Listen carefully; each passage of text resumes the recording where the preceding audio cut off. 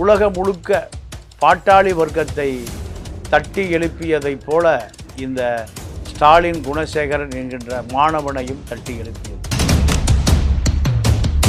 இது ஒரு மௌன புரட்சியாக செய்து கொண்டிருக்கிறார். இந்திய தேசிய இராணுவத்தில் நேதாஜியினுடைய விடுதலை படையில் தமிழர்களுடைய பங்கை அது முக்கியத்துவப்படுத்தும். வணக்கம். ஸ்டாலின் குணசேகரன் இந்த பெயர் தமிழ்நாட்டில் புத்தக திருவிழா, மக்கள் சிந்தனை இரண்டு பெயர்களிலும் ஸ்டாலின் குணசேகரன் என்கின்ற அந்த கம்யூனிஸ்ட் தோழரை நினைவில் வைத்திருக்கக்கூடிய ஒரு பெயர்தான். ஈரோடு செங்குந்த முதலியார் பள்ளியில் கல்வி பயிலுகிற பொழுதே பகவத்சிங் இளைஞர் மன்றம் என்று தன்னை பகவத்சிங்கை நினைவு கூறக்கூடிய இளைஞர்களை தட்டி எழுப்பக்கூடிய அந்த உணர்வை ஸ்டாலின் குணசேகரன் என்கின்ற அந்த பெயர் ஒரு உத்வேகத்தை ஏற்படுத்தி இருக்கிறது.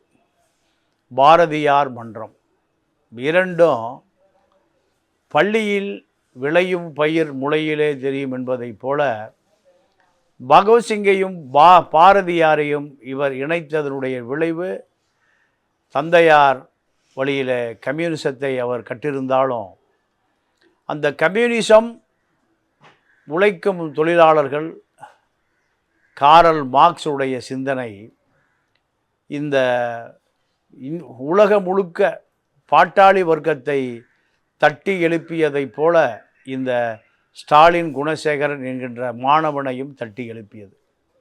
இதனுடைய விளைவு அவர் இந்த சமூகத்தை புத்தக வாசிப்பின் மூலம் இந்த சமூகம் அடுத்த கட்ட நகர்வுக்கு கொண்டு செல்ல வேண்டும் என்கின்ற உயர்ந்த நோக்கத்தினால் புத்தக திருவிழாவை ஆரம்பித்து வருடந்தோறும் ஈரோட்டில் மட்டுமல்ல தமிழ்நாடு முழுக்க இந்த புத்தக திருவிழாவை 250 புத்தகங்களுக்கு மேல் அவருடைய படைப்பு, அந்த படைப்பு அனைவருக்கும் சென்றடைய வேண்டும் என்கின்ற நல்ல உயர்ந்த நோக்கத்தில் வருடம் ஆகஸ்ட் மாதம் முதல் வாரத்தில் அவர் ஈரோட்டில் நடத்த ஆரம்பித்திருக்கிறார். இந்த புத்தக திருவிழா 250 புத்தக கடைகளை ஒருங்கிணைத்து நடத்துவது தான் அவருடைய நோக்கம். இதை சிறந்த சொற்பொழிவாளர்கள், மாணவர்களை, பொதுமக்களை, சிறந்த கருத்துக்களை சொல்லக்கூடிய பல பேர் இதில் சிறப்பு விருந்தினர்களாக கலந்து கொள்வார்கள். அப்துல் கலாம் பலமுறை கலந்திருக்கிறார். முற்போக்கு சிந்தனைகளை சொல்லக்கூடிய பாண்டியன் கலந்திருக்கிறார். சகாயம் IAS, சத்யராஜ், சிவகுமார், இப்படி பல பெரியார் தொண்டர்களையும் மார்க்சிய சிந்தனையாளர்களையும் ஒருங்கிணைத்து நடத்தக்கூடிய இந்த விழா இவருடைய பொது தொண்டுக்கு மகுடமாய் அமைந்திருக்கிறது. இதைவிட இவருடைய அந்த புத்தகம் இந்திய விடுதலை வேள்வியில் தமிழகத்தின் பங்கு, இது அவருடைய கடும் முயற்சிக்கு ஒரு மிகப்பெரிய சொத்தாக இருக்கிறது. நேதாஜியினுடைய படையில் போராடிய கேப்டன் லட்சுமி அவர்களை கான்பூருக்கு சென்று அவர் அந்த விடுதலை போராட்டத்தில், விடுதலை தியாகத்தில் நடந்து வந்த பாதையை பதிவு செய்திருக்கிறார். அந்த புத்தகம் தமிழ்நாட்டு அளவில் பேசுபொருளாக மாறியிருந்தது கடந்த பல வருடங்களுக்கு முன்பு. நேதாஜியினுடைய படை இந்திய தேசிய இராணுவம் என்ற ஒரு இராணுவத்தை கட்டமைத்து ஆங்கிலேயர்களை விரட்டி அடிப்பதற்காக கம்யூனிஸ்டுகள்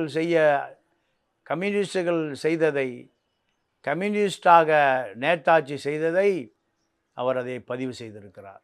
ஆக ஸ்டாலின் குணசேகரன் அவர்கள் இந்த பாரிய தொண்டு, கம்யூனிச தொண்டு, பொது உடைமை தொண்டை, பெரியார் இயக்க சிந்தனைகளை தமிழ்நாட்டில் விதைத்தது இளைஞர்களுக்கு இந்த தமிழ்நாட்டினுடைய விடுதலை உணர்வுகளை, பகுத்தறிவு உணர்வுகளை, கம்யூனிச சிந்தனைகளை பட்டி தொட்டியெல்லாம் கொண்டு போய் சேர்க்கக்கூடிய முயற்சி தான்.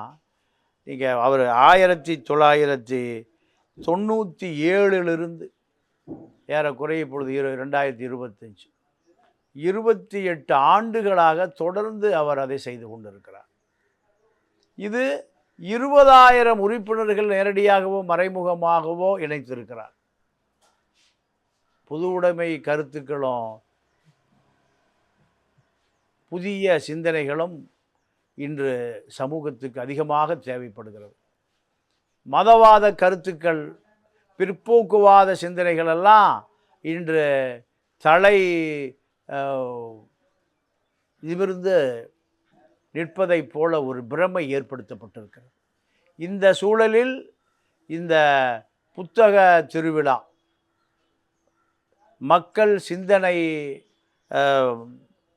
பேரவை, இரண்டும் ஸ்டாலின் குணசேகரன் தொடர்ந்து நடத்தி கொண்டிருப்பதன் மூலம் மதவாதம் தமிழகத்திலே மட்டுப்படுத்தப்பட்டிருக்கிறது. இதுதான் ஸ்டாலின் குணசேகரன் அவர்கள் இது ஒரு மௌன புரட்சியாக செய்து கொண்டிருக்கிறார். இந்த மௌன புரட்சி தொடர வேண்டும், இது விரிவுபடுத்தப்பட வேண்டும். இன்னும் பல சிந்தனையாளர்களை, பல புரட்சியாளர்களை, முற்போக்காளர்களை ஒருங்கிணைத்து இந்த சமூக மாற்றத்திற்கான அடித்தளத்தை செய்ய வேண்டும். ஆன்மீக ரீதியாக குன்றக்குடி அடிகளார், பொன்னம்பல தேசிய அடிகளார், இப்படி பல பேருடைய சொற்பொழிவுகளையும் அவர் தொடர்ந்து செய்து கொண்டிருக்கிறார்.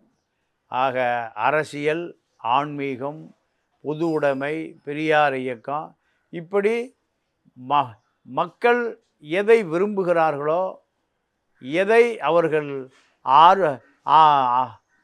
ஆதரவு தெரிவிக்கிறார்களோ அத்தனையும் அவரால் செய்து கொள்ள முடிகிறது. அதே போல் மக்கள் சிந்தனை அமைப்பும் தமிழக அரசும் சேர்ந்து ஒரு 3 வருடங்களாக இணைந்து அந்த புத்தக சந்தையை நடத்தக்கூடிய அளவுக்கு தமிழக அரசும் இதில் இணைந்திருக்கிறது. 97 28 ஆண்டு காலம் இவரை கண்காணித்த இந்த அரசுகள் நீண்ட தாமதத்திற்கு பிறகு இவரோடு இணைந்திருக்கிறது. இந்த புத்தக திருவிழாவிலே, புத்தக சந்தையில், இந்த சிந்தனையாளர்கள், பகுத்தறிவாளர்கள் வட்டத்தில் என்று பார்க்கிற பொழுது அரசு காலம் தாழ்த்தி தாமதமாக இணைந்து கொண்டாலும் இவருடைய இந்த உழைப்புக்கான அங்கீகாரம் என்று தான் நாம் எடுத்துக்கொள்ள வேண்டும். இவர் லட்சுமிபாயை பார்ப்பதற்கு கான்பூருக்கு சென்று நேரடியாகவே பேட்டி எடுத்தது இது இரண்டுமே இது தமிழ்நாட்டினுடைய பங்கு, இந்திய தேசிய இராணுவத்தில், நேதாஜியினுடைய விடுதலை படையில் தமிழர்களுடைய பங்கை அது முக்கியத்துவப்படுத்துகிறது.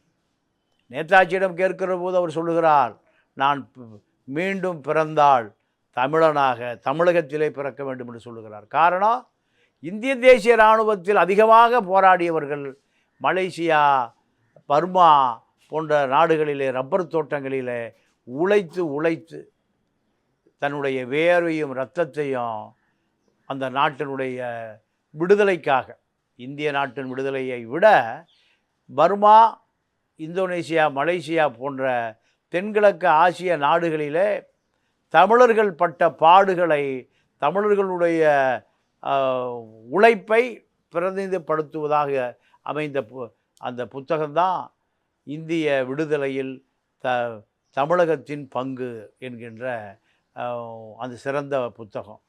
இது கேப்டன் லட்சுமி அவர்களை தன்னுடைய வரலாற்று பதிவுகளை பதிவு செய்ததின் மூலம் தமிழர்களுடைய பங்கு இதில் பிரதானமானது என்பதையும் தமிழனாக பிறந்த காரணத்தினாலே அதையும் பதிவு செய்திருக்கிறார்.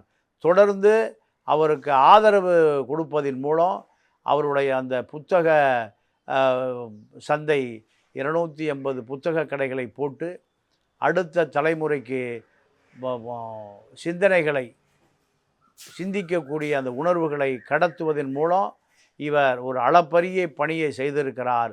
அதில் நாமும் இணைந்து கொள்வோம். 20,000 பேரோடு தொடர்ந்து இந்த அமைப்பு தமிழக மக்கள் மத்தியில், உழைப்பாளர்கள் மத்தியில் ஒரு புரட்சியை ஏற்படுத்தும் என்று நாம் தொடர்ந்து பயணிப்போம். மீண்டும் சந்திப்போம். நன்றி, வணக்கம்.